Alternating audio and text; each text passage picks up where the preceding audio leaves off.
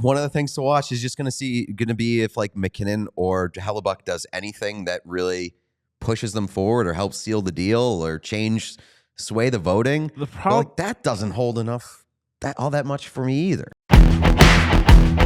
So you ask, what do we have to look forward to now that the Ovechkin thing is done? My number one thing is, do those two teams get right? Did the Panthers get right? Did the Oilers get right? Because of the teams that were in the conference finals last year, Rangers obviously not going to be there. Stars have kind of had a weird season, but they can go really deep. Panthers, we haven't seen what they're going to look like in forever. Oilers, we haven't seen what they're going to look like in forever. I don't know if we're really going to end up finding out about either of those things because Kachuk's going to stay on LTIR. Draisaitl, I think, will play 1 or 2 more games. So that's something to watch for.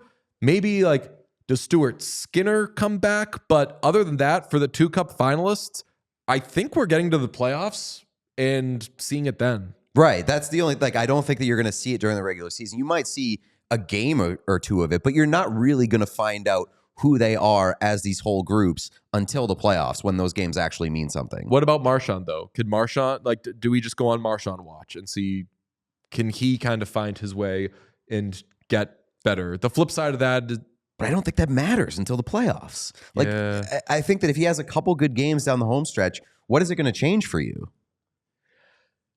I mean, just that he'll feel himself, but I mean, he's going to be, if he's playing in the first round of the playoffs and it's against the Toronto Maple Leafs, Brad Marchand doesn't need to feel anything. Marchand. He's going to fucking go out there and murder them. What about Hart? McKinnon should have it sealed up right now. He doesn't, according to Vegas, but if Draisaitl's barely going to play anymore, then Nathan McKinnon should win the Hart, and that should be that, but the Hellebuck of it all is still in the mix, and we don't have to have the conversation again, but I have doubts about the voter tendencies when it comes to Hellebuck. If there's a prime skater on the table and a prime goaltender, I think a lot of people are going to lean with the skater, and with Draisaitl being lightly removed from the conversation, some of Draisaitl's votes are going to go to McKinnon. Leon Draisaitl is the current favorite for Hart. Is he really? Yes. He's plus 105 at one place I'm looking, minus 105 at another place I'm looking. Hellebuck is around plus 100 at one place. But currently Leon Draisaitl, at least in these 2 places I'm looking at, is the favorite. Let's just reset this one more time. Sean, put yourself on camera. Show of hands. Do we think Leon Draisaitl has been the best player in the NHL this season? Yeah.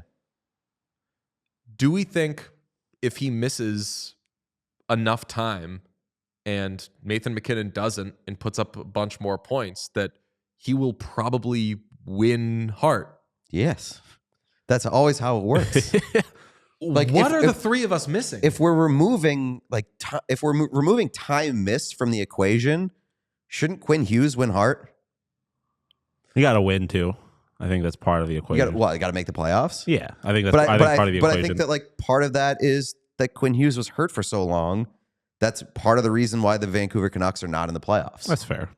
I should note for anyone listening, the hands were up for 100%. Think about that. Questions asked. At least somebody thought that. That's a good point. We could have said but I wanted to see Sean's lovely background. Yeah, this seems simple to us, but in some ways we're simple people. So maybe we're missing something. I think none of the 3 of us consider Connor Hellebuck, but I guess is that even something we can watch for though? But why is Draisaitl now the favorite when he's hurt? When he was the favorite.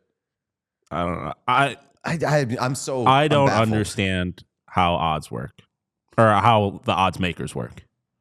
There's also market impact. Yeah, that's also true. It definitely varies based on how people are betting. I love that we have gotten enough people on this show into monitoring betting odds for the Hart that people are commenting when they got on the right person at the right time. Stan says, if Draisaitl wins Hart, I get to buy a new TV. He better win.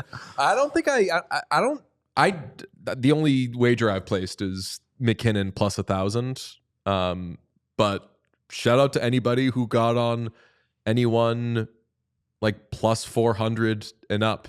But I think it should be McKinnon. Yeah, I guess like over the next couple of weeks, like one of the things to watch is just going to be if like McKinnon or Hellebuck does anything that really pushes them forward or helps seal the deal or sway the voting. The But, problem, like that doesn't hold enough all that much for me either. yeah, the problem with Hellebuck is they've got 5 games left. Like, What is he what going is he going to do? Like, is he going to have 5 straight shutouts?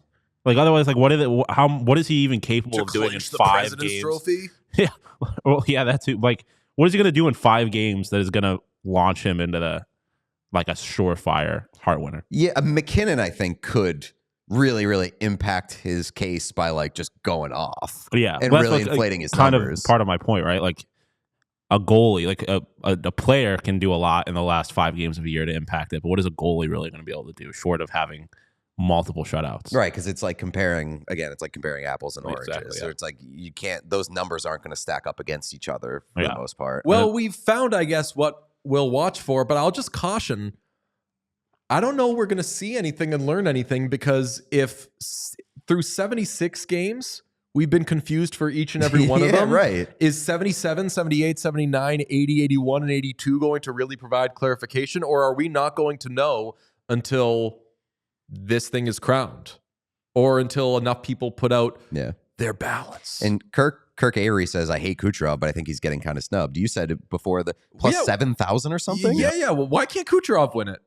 If anything, I'm not a McKinnon hater. I've been accused of it a bit this year. But like, if anything, McKinnon's knock is he's been handed this award on a platter to at least run away with it. Right.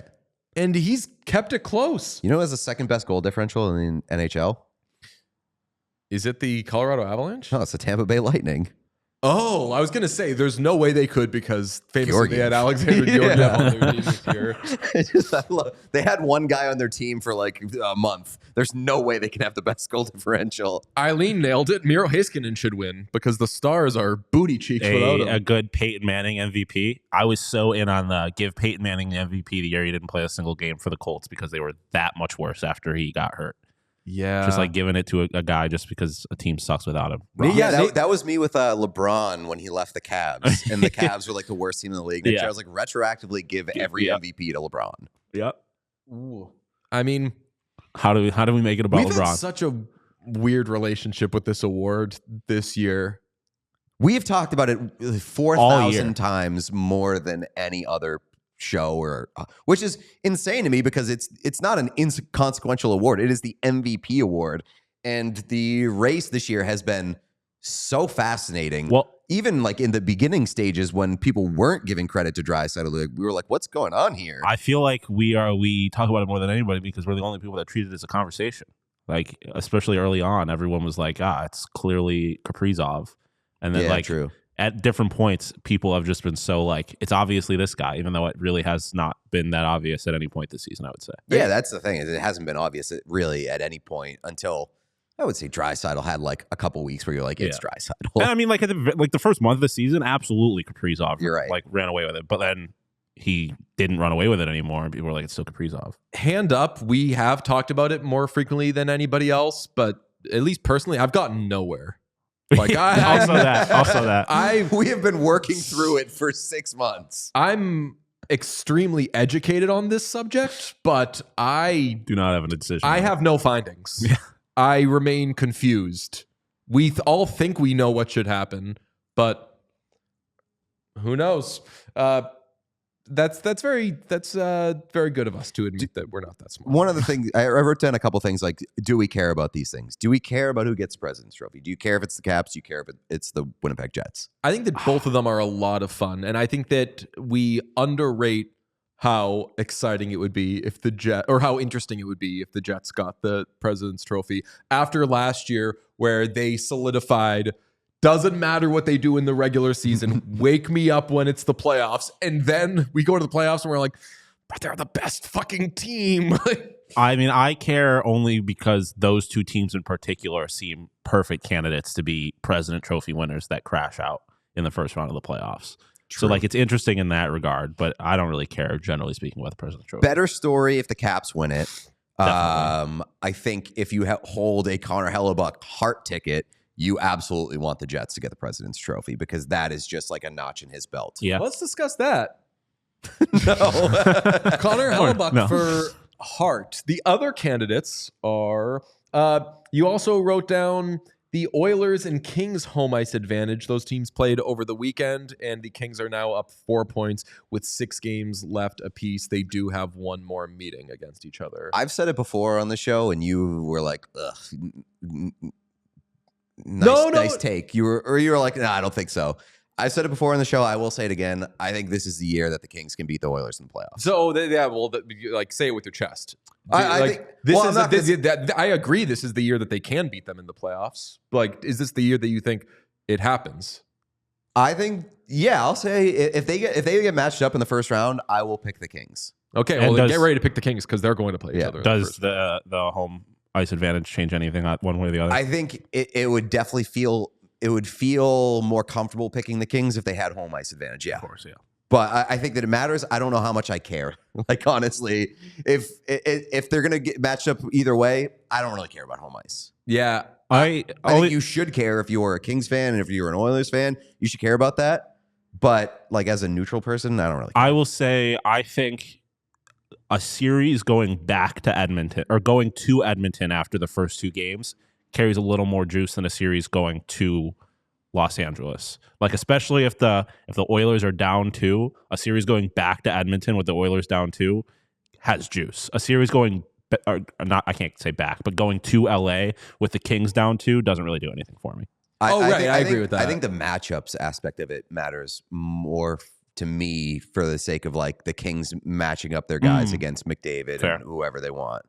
Yeah. I won't go as far as to say that I think that this is the year that the Kings do it. I definitely think it's possible, though. I just like the Kings a lot more this year than I did last year. And the Oilers have more questions this year. You don't know if we've got timelines on everybody, all these injured guys. McDavid, who could potentially play tonight, probably Wednesday at the latest. Draisaitl's going to be back by the end of the season. Ekholm's going to be back by the end of the season. We have not heard word one on Stuart Skinner. And I think that the Oilers can certainly win a series against the Kings with Calvin Pickard in net. But like we said with the Panthers, there's so many questions we have on them that we aren't going to see until playoffs begin. Wouldn't it be such a funny conclusion to the season if the Oilers didn't have Stuart Skinner in the first round of the playoffs, and a big part of the reason why everybody's talking about the Oilers getting eliminated from the first round is because they didn't have Stuart Skinner after they spent an entire season talking about how you don't believe in Stuart Skinner as their goaltender and they need to upgrade at goalie, and then they don't have their guy and he loses. Or the other side of that, Calvin Pickard